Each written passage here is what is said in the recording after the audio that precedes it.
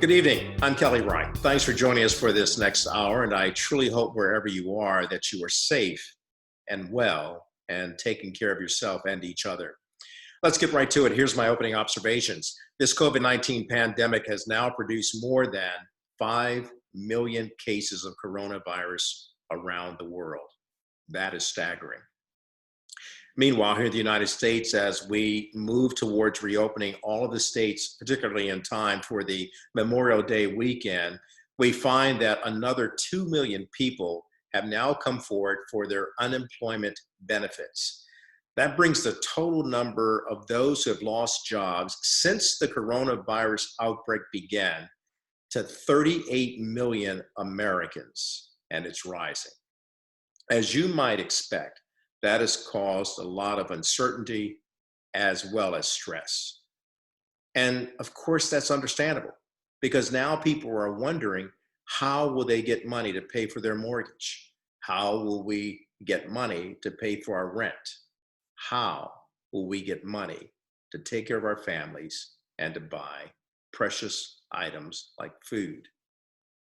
It's a question that we have to continue to raise. And then there's the case of the African American business owners who have not been able to get their fair share of the economic pie from the stimulus package in order to continue to build upon their American dream as entrepreneurs.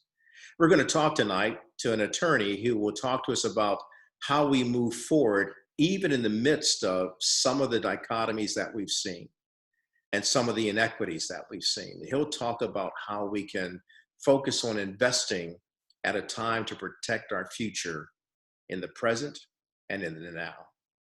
Meanwhile, we're looking at 93,000 people who have died from the COVID-19 pandemic right here in the United States alone.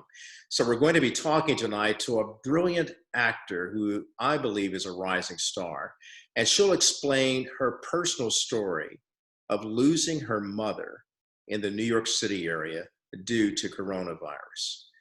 What you may be surprised to learn in this story is that some people have not expressed compassion, but some people have gone to the point of blaming victims. And that is not a good thing because we're better than that as Americans, and we must do better and be better. And those are my opening observations. Joining me now is Mark Harris. He is an attorney. He's with the Ben Crump Law Firm. But in addition to that, he's also someone providing a lot of expertise in terms of financial advice, something we all should really be willing to sit at the table and listen to him talk about that. He has a program called Family Matters, which airs in Sacramento on KD 97.5 FM every Monday. That's KDEE 97.5, giving a plug to them, as well as the program. And that's every Monday from 1 to 3 p.m. Pacific time. And he's also operating a company called Barbershop Biz. Mark, good of you to join us today. I'm so happy and delighted to have you on. Thank you, Kelly. It's a pleasure. You're talking about some kitchen table discussions that every family needs to be having. And unfortunately, not all of us are able to do it, myself included, because when it comes to finances, we don't always like to talk about finances. You know, you're right on point. I have to say that in my life, I had two college-educated parents. I was blessed to have two college-educated parents, but they knew nothing about finance.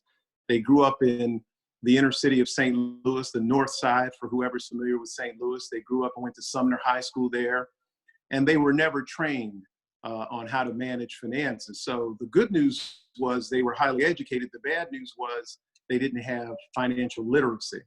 So as I grew and developed, I didn't learn a lot of what I learned until after college, after law school. I'm now an economics professor at the University of California at Merced. And one of the things that became very clear to me is the earlier we could push down knowledge into our community, the Black and brown community throughout the United States, and all communities for that matter, and get people a chance to really embrace financial literacy, the better off everyone is. Well, this is a good time to start because we're in this COVID-19 pandemic, as you know, and it's disrupted our economy. as well as of our lives. And so this is a time that we should be focusing on it, because so many millions of Americans are now unemployed, and Mhm. they're looking to the government to try to help bail them out with these care packages and stimulus packages. But you know, and I know that simply will not go far enough. Right. So, best advice that you can give to families right now who are watching this program, right, and individuals for that matter, Mhm. young ones in particular, about how they plan for the future. I think you have to arm yourself with knowledge. It's biblical that we perish for lack of knowledge. Mm. But the second thing is you also have to value the things that come along with that knowledge. You have to make choices. You have to make disciplined choices. You have to pass on the Jordans. You have to pass on a vacation in Las Vegas when Las Vegas comes back online. There's certain things you have to sacrifice. And the best learning that I've done has actually come from teaching. My sons, who are now young adults, one 29, the other 32, are both law school grads, but they started investing when they were teenagers, young teenagers. Their mother and I made sure that we first opened up savings accounts for them. And then when we found out that the yield on savings accounts was too low, we moved them into investment accounts. So they had E-Trade accounts very early. And now as young adults, they're still benefiting from the knowledge they've picked up over a number of years. So they view this pandemic as a sad reality for so many of us, but also as an opportunity relative to investment. Right, because stocks are much lower at this point in time. The Mhm. stock market, as you know, is often described as Russian roulette with your money. But Mhm. this is definitely a time when everything is lower. Uh, I wanted to ask you: is there financial security that one can gain by investing in Wall Street? Absolutely.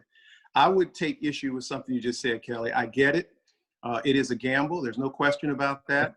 But if you look at the performance of the stock market over time, and I don't want to say I have no, interest in guiding people one way or the other relative to the stock market. I have my securities licenses. I was an investment banker at a time, so I have the credentials to give advice relative to investment, but I don't. I'm just sharing my knowledge. So your viewers have to make decisions for themselves. If they do the research, they'll find that one way to beat inflation throughout all of history has been through the stock market. We'll be back with more of my conversation with attorney Mark Harris right after this.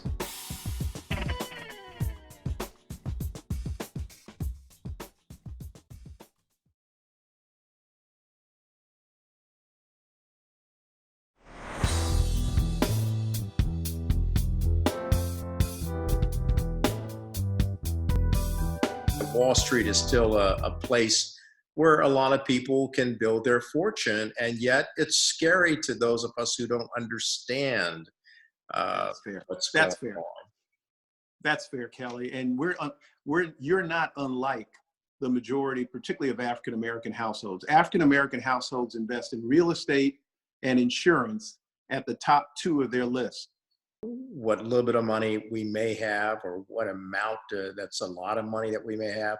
What do we do with that? How do we manage that so that we're not neglecting the fundamental needs of our family? Let And me tell let me tell you who one of my partners is. I know we're coming near the end of our time, I'm sure, but Kelly, I'm so excited about this. One of my partners, and I mean that in every sense of the word, is a gentleman by the name of Curtis Carroll. Curtis Carroll can be found all over Google. He was incarcerated at San Quentin Penitentiary here in California, and he took on the mantle, the Wall Street, basically the iconic Wall Street figure at San Quentin. He then was transferred to a facility in the far north state, Pelican Bay. He's still there. And one of the things that became very clear in talking to Wall Street was how important it was to bring financial literacy into the prison. The number one reason why people tended to be incarcerated and return to incarceration was because of money. This gentleman is on all kinds of platforms. I suggest that your viewers check him out. They can see him on TED Talks. He has a TED Talk that's been viewed by almost 4 million people. Here's why it's important. He and I are going to do a joint venture partnership to bring financial literacy to the very basic levels of our community. We're going to bring it to the hood. We're going to bring it to the prisons. We're going to bring it to the churches. We're going to bring it to the barbershop and beauty shop. Everywhere we can. It's almost like we're on a mission, Kelly. Yeah. And so to have you give this effort a certain amount of significant platform is really, really important. And I'm really excited to be working with Curtis Carroll and with others who are about financial literacy. Well, I'm excited to have you and have both of you, and let's get on that mission together, because as you continue to build your outlets and the platform, the fundamental reason that you're doing it is to change lives, to transform lives. And the culture that we've been following has kept us, penny wise, pound foolish, Right. and always chasing our money to the bank. And That's right. That has to change. That has to change. Well, I'm excited. I watched something that was on television the other day, and I'm not giving a plug for it, but it was mind-opening, mind-blowing. It's The Banker, Samuel L. Jackson's The Banker. Yeah. And it told about two African-American men back in the 50s and 60s that not only formed a Black-owned bank, but they bought real estate in Los Angeles. They had at one time over 120 high-end properties. They owned banks in Texas. These kind of entrepreneurial efforts within our community will be back. This pandemic is going to create those opportunities for us. The question is if people are going to be ready. Because if we stay ready, we don't have to get ready, Kelly. You know that. That's right. So we're going to try to make sure people are ready as best we can with financial literacy. Mark Harris, I appreciate you, man. We're going to stay ready and stay woke as we bring you back weekly to update us on what we should be doing financially as we go through COVID-19 and beyond, because I appreciate what you're doing. And thank you. I love the heart that you got into this. So we've been watching and hearing and listening to attorney Mark Harris, but also a man who's on a mission to help us all financially. Mark, thank you. We'll see you on the next time. Next week, we're looking for you. Thank you, Kelly. I'll be here, man. Thank you very much. Appreciate it. God bless you, man. Back with more. God bless you too.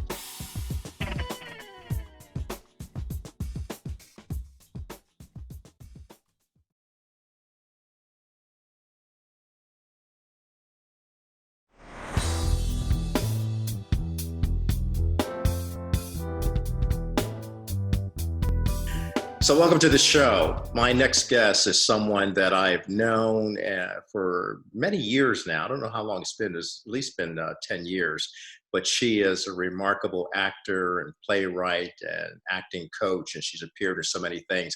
Before I introduce her to you, I've got to read just a little bit of her bio. She is proclaimed a theatrical force, and she wrote a production called They Call Me Q.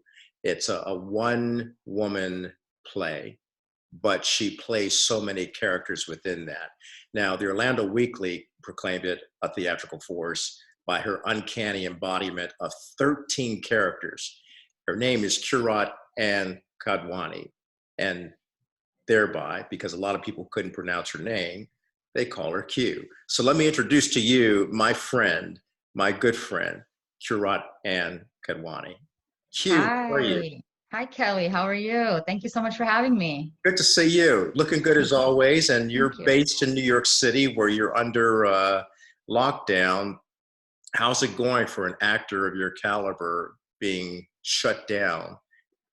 Well, we're at a standstill. Obviously, we have to put safety first. The Screen Actors Guild has sent out a notice that all filming is put on hold until they approve projects, until networks and studios can figure out how to safely start filming again.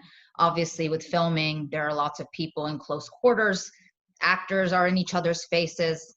People are touching equipment. There's a lot of exposure there. So everybody needs to figure out how we can do this safely. And in the meantime, as actors, we're just training.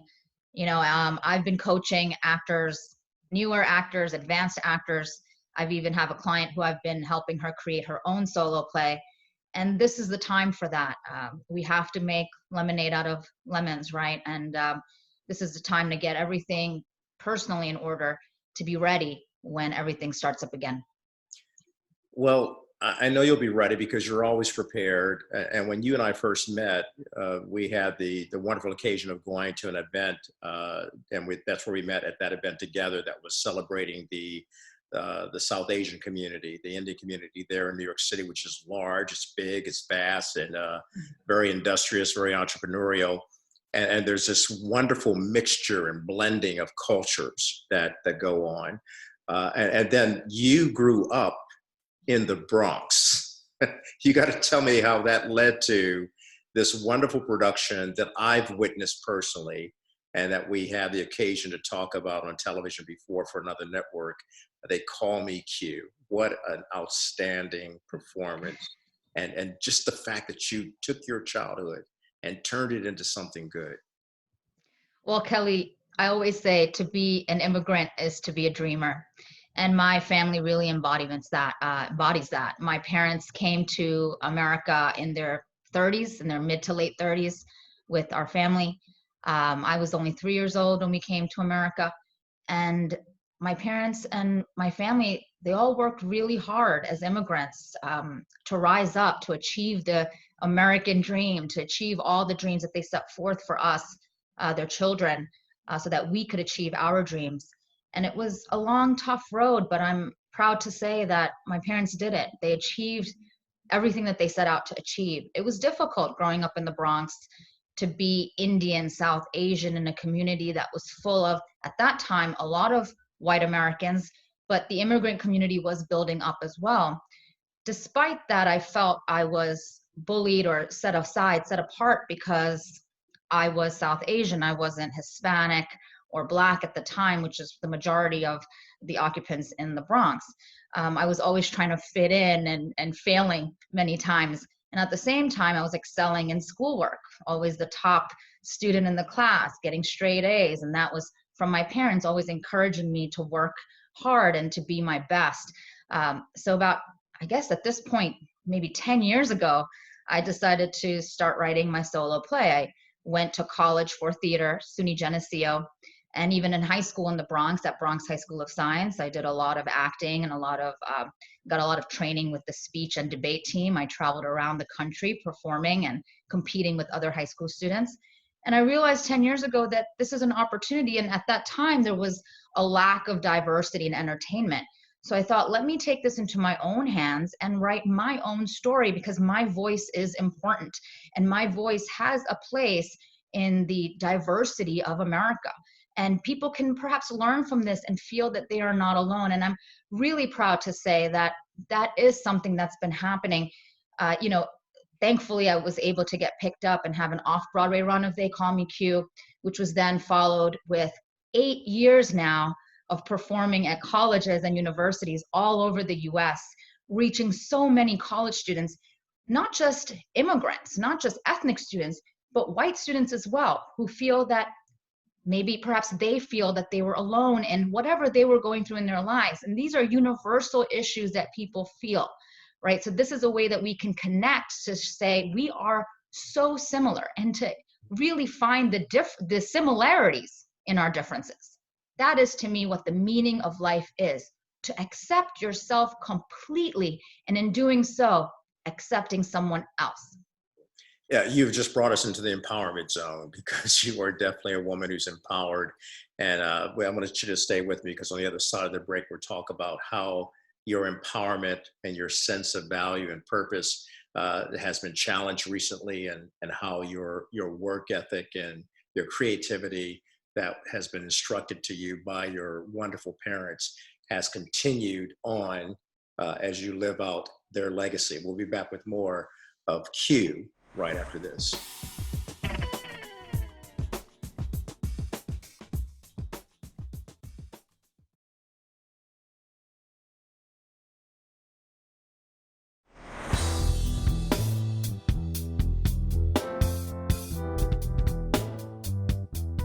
What have you gone through in terms of the COVID-19, and how has it impacted your life?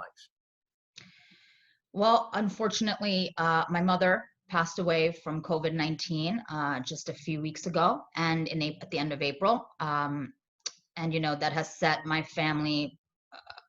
We're still in deep shock and just disbelief at what is happening. And, you know, it's just a tragedy. What else can we say? And she joins the, as of today, 92,000, as I say, martyrs of this vicious virus. And she is a victim of the mismanagement that the government and multiple governments have put us in. I don't blame her. I blame this virus, and I blame the people who knew about the virus months before it happened, months before it came here, and did nothing to stop it. And if this virus had not been here, had not been in the Bronx, we're in her zip code, I think it was 160 people have died just in her zip code alone. She would still be alive today. So, you know, we're all dealing with that, and trying to transfer that to knowing that we are in pain, but she is no longer in pain. She's in a better place. But at the same time, you know, I was very lucky to, as I do my college tours, I had about 7 or 8 performances confirmed for this past April, for They Call Me Q, as well as for my other solo play, Intrusion, which is for sexual violence prevention. I was able to salvage one contract with a college, and we did an online show, the administration introduced me on a Zoom webinar, and then I showed the online version of the show, followed it up with the Q&A, and then an acting class for whoever wanted to join. And ironically, that online show was in the afternoon, and in the morning we had just buried her. I didn't want to cancel that show. I wanted to keep it going because I thought, wow, is this a sign or what?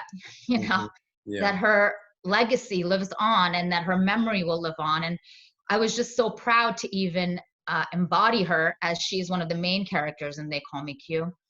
And she is, without a doubt, no matter where I perform, it could be in the smallest city or the biggest city, she is the audience favorite. Nonstop, when I ask who was your favorite character, hands go shooting up. Your mom, your mom, your mom, your mom. The online show was no different. I had the chat and I typed, who was your favorite character? I even took a screenshot, your mom, your mom, your mom, your mom, your mom. And I was so touched by that even in her death, that her energy and her spirit lives on and is appreciated. And also the transference of the lessons that she imparted in me, which is that you need to work hard. You need to be the best person you can be. You need to push forth in life and don't let anybody hold you back, and spread that love and spread that acceptance, because she had so many friends, so many people who cared about her, and no one has ever said anything bad about her. She brought people together, and I hope that I can do the same as well. But my mother told me as she cooled down my face, just as a cooling breeze flows through an open window on a hot day, you must open the windows of your mind.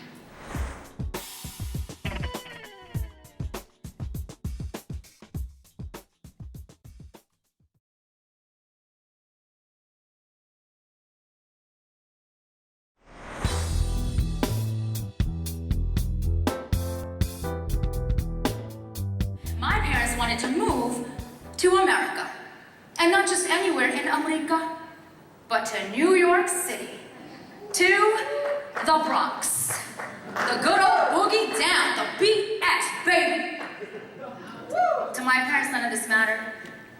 We were achievers, and we would be the best. So they encouraged me to excel in school. It was encouraged, expected, and forced.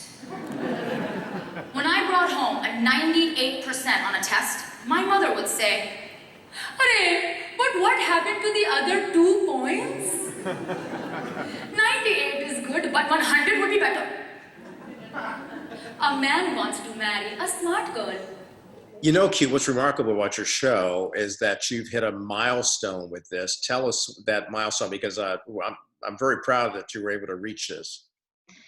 Well, Kelly, thankfully, I've performed They Call Me Q over 200 times now, all over the country and Canada. You know, it's been just one milestone after the other to get it off Broadway, and then to achieve 100 shows, which I was so excited that my entire family was there for. and now to have the 200 show marker, it just really makes me feel welcomed and loved and appreciated. That's fantastic. And so it really shows that you took your childhood memories and turned it into something golden, not just to, I guess, have accolades, but to actually help people and show them how real life is. And I mean, you're all these different characters, 13 characters, and these are people that you knew while growing up. It's amazing. That's right. You can use your experiences in life, whether they're good or bad, really assess them, appreciate them, and recognize that all of these experiences made you into who you are today and can make you an even better person tomorrow. Fantastic. We're going to come back with more of Q after this, but congratulations once again on 200 shows, and may you have 200 more and keep on going. I know it's hard work, but if anyone watches this play, and I have, they will want to come back and see it again and again. Back with more of Q after this.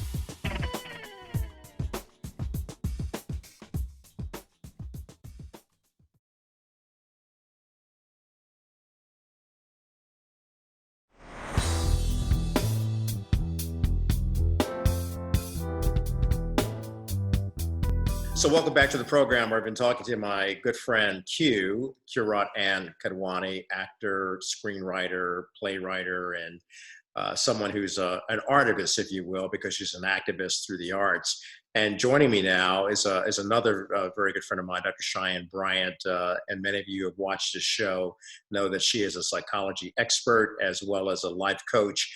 And she runs a wonderful foundation called the Dr. Bryant Foundation, which has been helping a lot of people in the midst of this COVID-19 pandemic out there in Los Angeles. And I might add, she's the president of the NAACP in San Pedro. So Doc, good of you to join us. The conversation that Q and I have been having has been on a myriad of topics as it relates to her artistry and her activism, to talk about issues like sexual violence, to talk about issues like homelessness and suicide ideation and prevention. But the one thing I wanted to really drill down on is what Q has gone through in the loss of her mother, a recent loss due to COVID-19. And Q, perhaps you can pick it up from here, and because Doc, what we're finding is that there's some victim blaming and shaming, which I find very heartbreaking and cruel. But Q, if you could explain to us what's been going on. Well, anytime if I'm on social media and I see people posting different things, I'll comment and I'll say, hey, you should still wear a mask. You don't know if you're asymptomatic.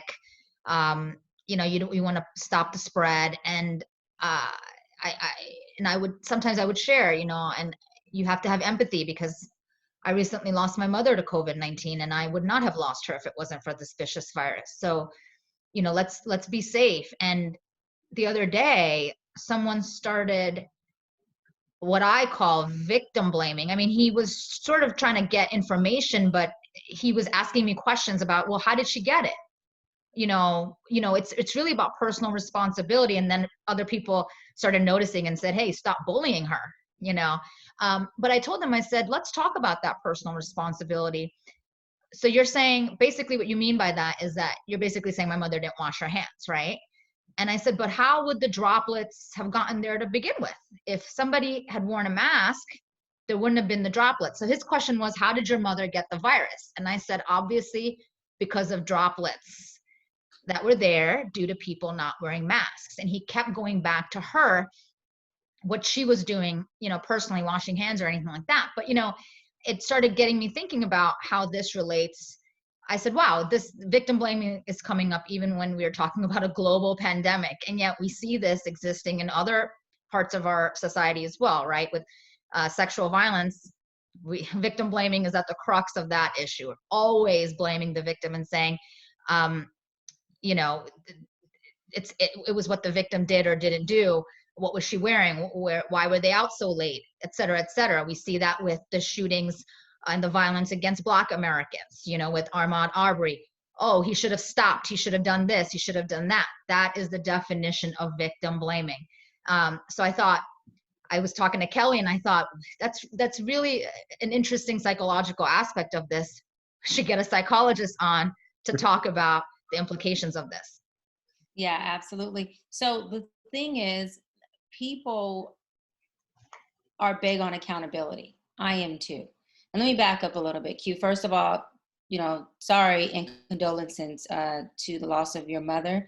I am, as Kelly knows, I am, me and my mom are best friends. She lives with me. I'm her caretaker. We are very close. I could not even imagine losing my mama bear. I could never imagine. So condolences, and I'm really sorry for your loss. I will keep you in my thoughts and my highest prayers. That's not an easy thing to process or to grieve. But in relation to what you were just sharing, your experience with post-mom's death and people's lack of compassion toward that, oftentimes, especially here in the U.S. culture has this really big thing on accountability. And I always talk about culture competence because in a lot of the minority cultures, we have a big thing about compassion. A lot of minority families culturally are a lot more family oriented than I would say, the American culture. And the reason why I'm separating minorities or colorful people from the American culture is because it is different. There is a sense of culture competence that needs to be implemented when you're dealing with death, grief, and that thin line between accountability and compassion. Now, compassion obviously is, I'm sorry for your, your loss or your mom's death. Gosh, is there anything I can do to help? Or just kind of just being there to facilitate your experience and how you feel. So it's really important, right, to understand the psychology behind it. Does it make it okay? Of course it doesn't make it okay, because it doesn't feel good to you on the receiving end. But not everybody has that to give, because again, we only can give who we are because we produce that all day long. And this is why I'm a big advocate of what I do, not just because I'm in the field, but because this self-work and this self-love and this personal development is extremely pivotal to people being able to project onto others that love and compassion that is very much needed during this pandemic. Kindness and a smile behind that mask and a head nod and a hand that goes like this. That stuff is extremely, extremely fundamental in times like this. We'll be back with more of my conversation with Q and Dr. Cheyenne Bryant after the break.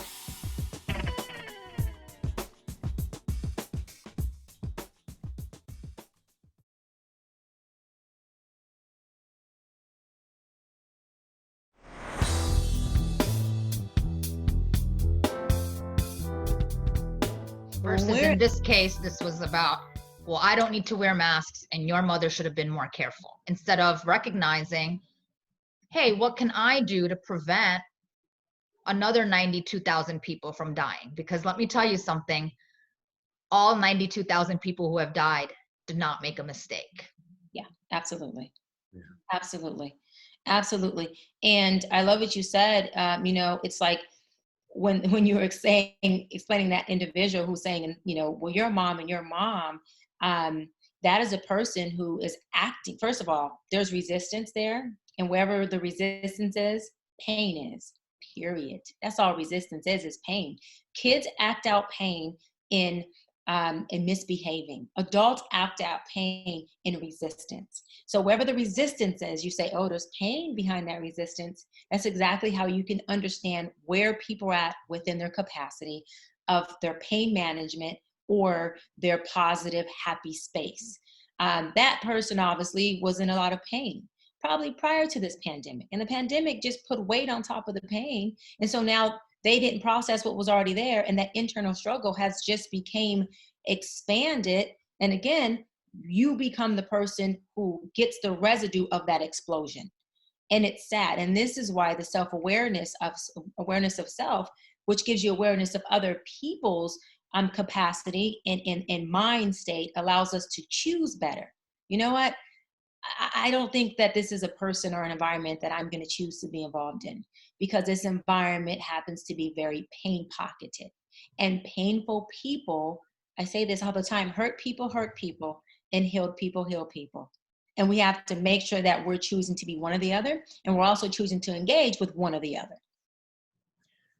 Wow. I, I mean, cute is that's kind of what you were talking to me about as well. And then Dr. Cheyenne Bryant coming in saying virtually the same thing about how hurt people hurt other people. And Q, I know that you're healed and you're hopeful and you're positive, but it still shakes you to the core when someone does that. And the victim blaming and shaming has got to go. And Dr. Bryant, I think with your advice is something that all of the people who are watching this show should probably take heed to. And that's both of you. And that's the fact that we have to get better and not get bitter. Because I'm also thinking the way this person reacted, there might have been not only pain, but bitterness from perhaps somewhere in that person's life, there was a lack of forgiveness. That's got to be part of the equation as well. But when we start finger pointing and having malicious talk, to me, that's a sign that something is amiss, something is wrong, and something is going to lead to the misunderstandings that we've seen with the whole reopening of the states ahead of the contact tracing, ahead of the testing. Q, you've been very adamant about getting more testing out there, just as other people in New York.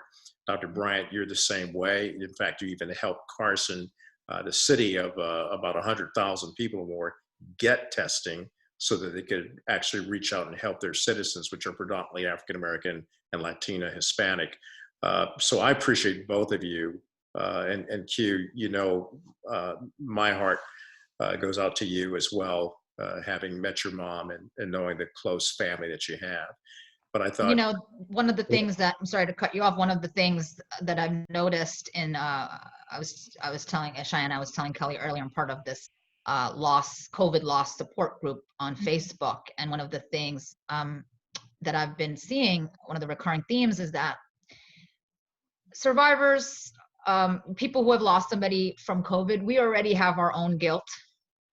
We already have a myriad of emotions that we're feeling in terms of like, how did this happen? How did we not protect our loved one? I mean, I see stories from people that break my heart. People who have lost both their parents and their brother and their uncle. They're literally typing, I don't know how to go on. Some people know that they were the ones who brought the virus in to the apartment or the house, and their loved one lived with them. So imagine that guilt. To top it, so all of that, and then you combine that, you add on to that victim blaming. It just complicates things so much more and just puts so much more pressure on the issue and really doesn't help anyone. And we see this in other in other social woes too, right? In sexual violence cases, constantly re-traumatizing victims. Absolutely. By putting them on the spot and having them identify what they did wrong instead of pointing the finger at the person or people who were responsible for that traumatic act to begin with. In terms of COVID, I believe it's the virus and it's the government, the people who did not handle this properly. It was mismanagement for months that would have, studies and research shows that half the number of lives would have been saved already if even things were handled even 2 weeks earlier. We're seeing this with the shootings of Black Americans, right? He should have stopped. Again, that's victim blaming. Well, if I was jogging and somebody rolled up in a car with 2 big rifles, I would not stop. I would also run. That's just me. I would be freaked out and I would start running. So to put that on the victim who got shot and who is dead is just reprehensible to me. It's just unbelievable to me. And it really shows a very disgusting part of humanity. the bottom line is, I think what both of you zeroed in on is that we must show each other compassion. And we must show each other, as you said, Dr. Bryant, that we are interrelated. And as you've performed, Q, you've shown through your various plays and your artistry, the fact that we are interrelated, interconnected, and therefore we're each other's keeper and not our killers. Thank you both, Dr. Cheyenne Bryant and Kurat and Kadwani Q. After this.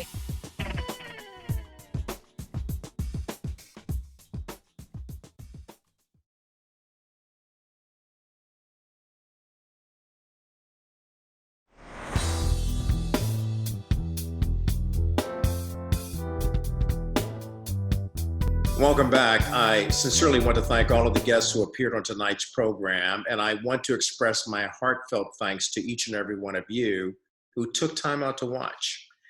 And let's understand one thing. Hopefully we can be righted, united, and ignited to not spread fear, but to keep on keeping on with spreading love, freedom, and peace.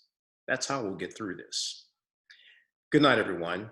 I leave you now with a song from Naja Lewis. Rain is falling. Still some cover, share some skin. Clouds are shrouding us in moments unforgettable. You twist to fit the mold that I am in. But things just get so crazy, living life gets hard to do. And I would gladly hit the road, get up and go if I knew that someday it would bring me back to you. Someday it would bring me back to you. That would be all I need. In darkness, He is all I see. Come and rest your bones with me. Driving slow on Sunday morning, I never want to leave. Fingers trace your every outline. Yeah, yeah. Paint a picture with my hand. And back and forth we sweat like ranchers in a storm. Change the weather, still together when it is. But things just get so crazy, living life gets hard to do. And I would gladly hit the road, get up and go if I knew that someday it would bring me back to you. Someday it would bring me back to you. That would be all I need. In darkness, He is all I see. Come and rest your bones with me. Driving slow on Sunday morning, I never want to leave. I never want to leave. I never want to leave. I never want to leave. I never want to leave. I never want to leave. I never